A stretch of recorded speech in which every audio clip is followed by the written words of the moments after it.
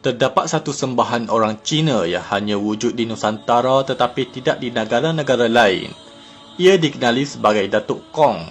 Datuk Kong adalah patung sembahan yang paling banyak disembah oleh orang Cina khususnya di Nusantara. Dapat dilihat hampir ke semua rumah orang Cina yang menganut agama tradisi Cina akan memiliki Datuk Kong dengan pelbagai ukiran dan bentuk diletak di hadapan rumah dan kedai mereka. Ia dikenali sebagai dewa tempatan yang menjaga kesejahteraan, keamanan, kekayaan dan kesihatan. Cara untuk mengenali Datuk Kong adalah dengan melihatnya di luar rumah orang Cina. Terdapat sebuah altar kecil berbentuk rumah berwarna merah atau kuning yang akan diletakkan limau dan nanas beserta colok di hadapannya.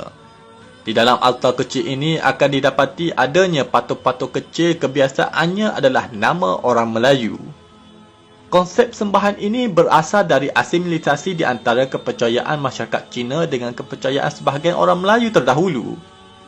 Di mana orang Cina sebelum datang ke tanah Melayu, mereka telah memiliki kepercayaan konsep dewa tanah atau dewa bawah.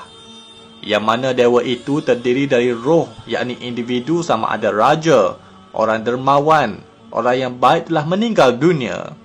Lalu individu tersebut disembah dan dianggap sebagai roh yang akan menjaga mereka di sekitar daerah tersebut. Ia dikenali sebagai Tu Di Shen atau Tu Di Gong.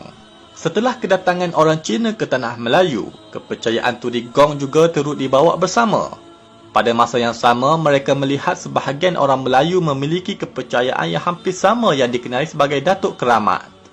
Yang mana konsep memuliakan Datuk Keramat ini juga memuja roh orang soleh yang meninggal dunia sama ada di kubur dan kawasan tertentu.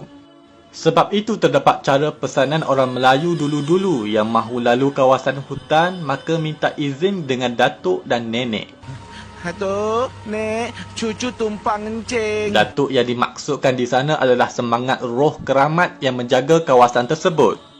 Oleh demikian itu, konsep terbentuknya Datuk Kong ini adalah hasil gabungan, yakni sinkretisme di antara kepercayaan animisme orang Melayu terdahulu dengan memuja Datuk Keramat dengan kepercayaan orang Cina yang menyembah Tu Di Gong, satu dewa penjaga kawasan yang sedia ada di dalam kepercayaan masyarakat Cina dahulu. Lalu asimilisasi dari kepercayaan ini terbentuk konsep kepercayaan Datuk Kong yang rata-rata orang Melayu telah meninggal dunia. Mengikut kepercayaan orang Cina, keramat memerlukan pemujaan dari manusia. Mereka tidak mengira sama ada orang-orang itu dari kalangan orang berlainan agama dengannya, kerana mereka hanya melihat hati yang baik atau roh yang mencapai makam yang tinggi yang dikira telah bergabung dengan elemen Tuhan, yakni alam. Di kuil Datuk Kong, mereka akan menjamu makanan halal jika yang disembah itu adalah orang Melayu.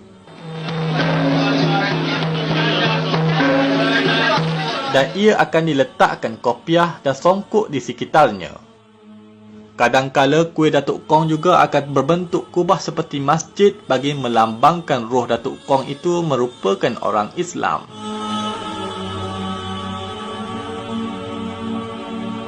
Mereka percaya Datuk Kong yang merupakan salah satu cara mereka berdoa untuk mereka mendapatkan kebaikan dari rohnya, dengan istighosah atau meminta dengan roh orang soleh ataupun orang baik.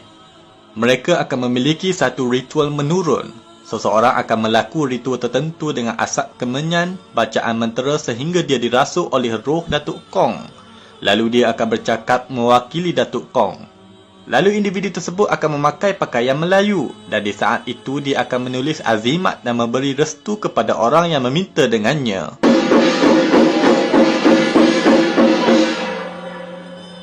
Assalamualaikum. Waalaikumsalam. Datuk sah. Datuk. Pada setiap perayaan Islam atau hari kerakyatan orang Melayu, mereka juga akan menjamu dan melakukan ritual meraihkan hari raya bersama dengan Datuk Kong. Selamat Hari Raya Aidilfitri. Puaslah. Barang tak mania sikit saja.